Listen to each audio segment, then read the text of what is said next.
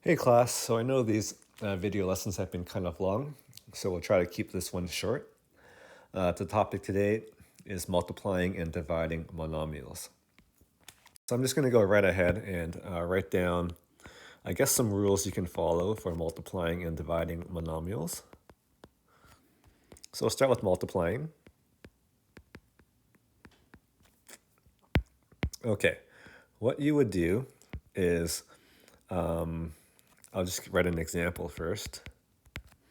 Let's say 3x squared y cubed times negative 4 x to the 4 y. Okay, so there's an example. And to solve it, it's simply a two-step process, two things to remember here. One is to multiply coefficients, and that will get you the new coefficient, the coefficient for the answer. And then the second thing to do is to add exponents for powers of the same base.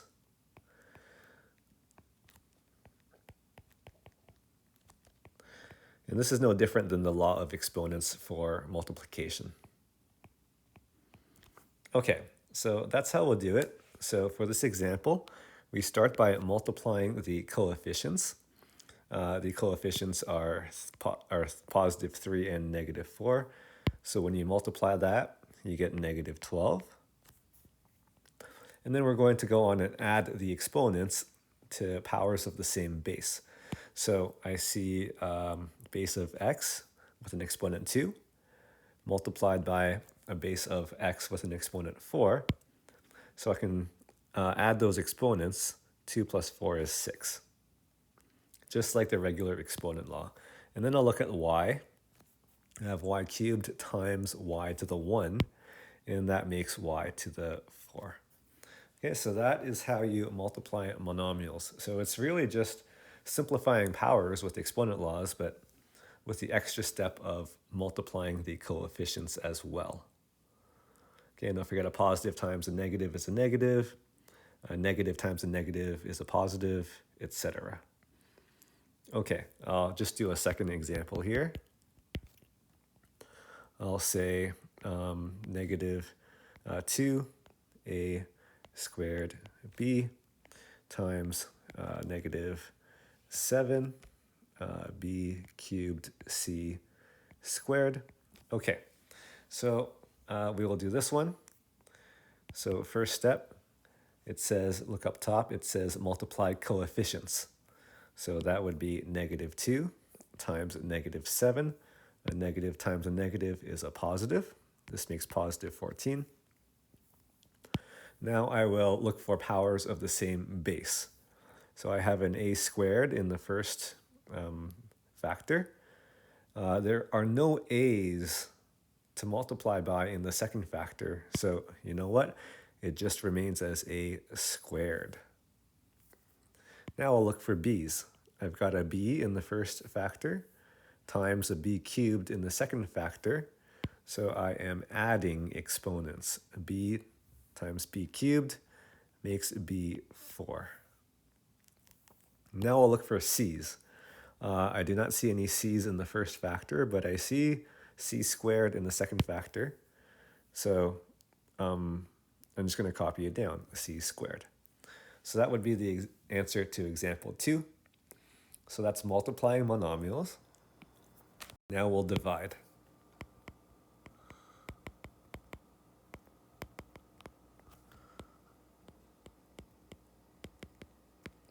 So it's very similar. First, I'll just write an example to start. Let's just say 36x to the 4 y squared over 9x y to the 7. Okay, so for something like this, it's dividing monomials. First, we will reduce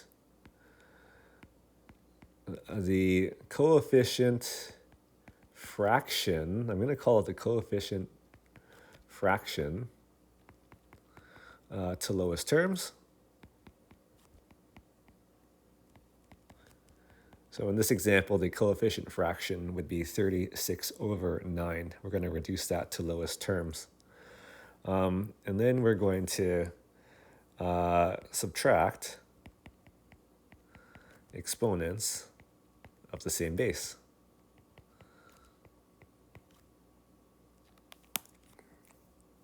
Or of powers with the same base at least. Powers with the same base.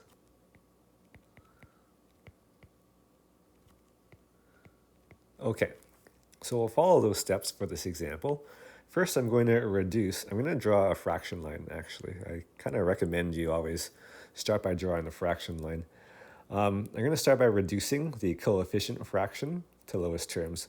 So 36 over 9 reduces, we can divide them both by 3, but we can actually divide them both by 9. 36 divided by 9 is 4. 9 divided by 9 is 1. So that reduces down to 4 over 1. Okay, next we're going to subtract exponents of powers with the same base. So x to the 4 divided by x. To do that, we subtract the exponents, just like the regular exponent laws. We're left with x cubed. And then in terms of the y's, we have y squared divided by y to the 7. So when you subtract that, 2 minus 7 is negative 5. Right? 2 minus 7 is negative 5. So we're dealing with y to the negative 5. But I don't want a negative exponent in my answer. So instead, I will flip it and write the exponent as positive. So when I flip it, then it ends up in the denominator. Y to the 5 ends up in the denominator. Okay, so that would be the answer actually. Now we don't have to write the 1 coefficient in front because 1 times anything is itself. So 4x cubed over y to the 5 would be an acceptable answer. Okay, let's try a second one. Let's say 18 a cubed b 4c5 over, let's say 24 b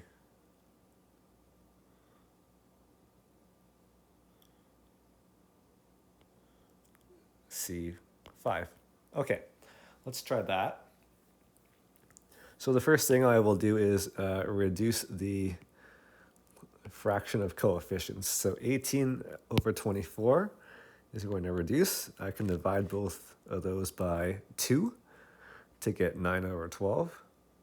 But you know what? We can do it by a bigger number. 18 and 24 are both divisible by 6. So 18 divided by 6 is 3. 24 divided by 6 is 4. So the coefficient fraction reduces to 3/4. Now in terms of the a term, or the a variable, there's an a cubed in the numerator, and that's it. That's the only a I see. So what we're going to do is actually just copy it down exactly where it is in the numerator. Now for the b's, I've got b to the 4 over b to the 1. B to the 4 over b to the 1. So I'm going to subtract the exponents. 4 minus 1 is 3. Now for the c's, I've got c to the 5 over c to the 5. Well, what's 5 minus 5? It's 0, so I have c to the 0. Oh, but anything to the exponent of 0 equals to 1. So that c to the 0 is just going to equal to 1. And anything multiplied by 1 is itself. So what I'm trying to say is there's actually no need to write c to the 0 at all. So the answer is 3a cubed b cubed over 4. I'm just going to rewrite the 4 in the center of the fraction. It looks nicer that way. And that would be the answer. Okay, one application. of multiplying and dividing polynomials is the area of a rectangle. Area of a rectangle. So if I have a rectangle, and then L is the length and W is the width, the area has a formula, length times width. And we're often going to see shapes where the sides are labeled as algebraic expressions. For example, 3x squared y, and then 2x squared y 5, for example. So you may have a rectangle that's labeled like that for whatever reason, and you're asked to find the area. Well, the area would be length times width. So I'm just going to write down the length in brackets, that monomial in brackets, multiplied, so another set of brackets, the width's monomial. And that would be an expression for the area, which we can simplify. So this is multiplication. We'll start by multiplying the coefficients, 3 times 2, and that gives us 6. And then we will multiply x squared times x squared. You add the exponents, so 2 plus 2 is 4. And then finally, we will multiply y to the 1 times y to the 5. You add 1 plus 5 to get 6. And that would be the expression that represents the area of that rectangle. We can take that further. So sometimes you start with the area and you have to find one of the lengths. So for example, you may have a rectangle like this. This we will say is 40a cubed b squared. You may have a length. The length can be 5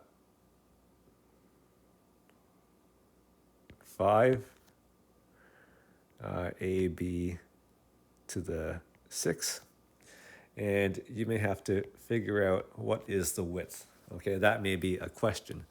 What would be a good algebraic expression to represent the width? Okay, so to do this, you need to understand the relationship between multiplication and division.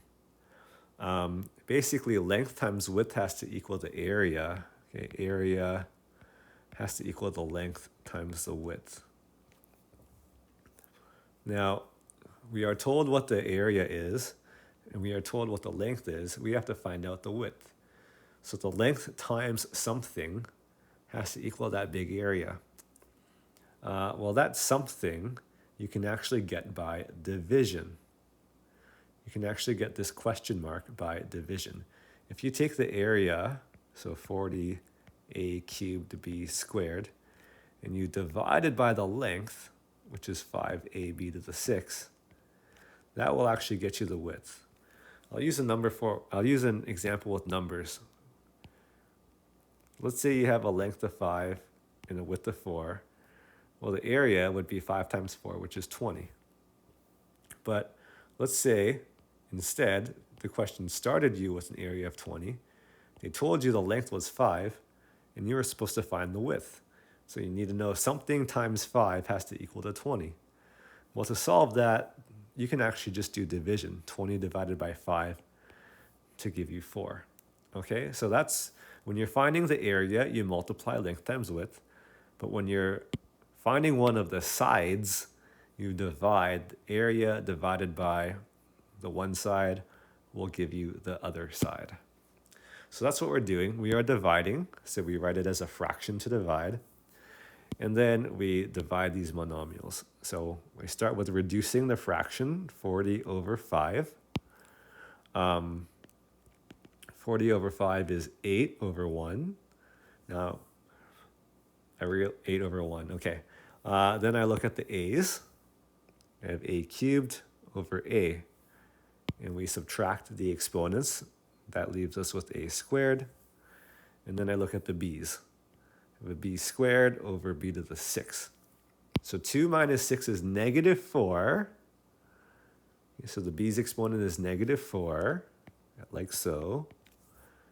However, we often don't write answers with negative exponents, so we make it a positive exponent by sending it to the denominator.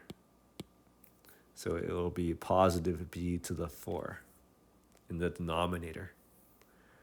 All right, and that's it. We don't have to write the 1 coefficient. That won't do anything. And I'll just neaten up the line a little bit. And that would be the answer. That would be the expression for the width. Okay, so that is multiplying monomials, and you need to practice that a lot until you get it right consistently for lots of questions.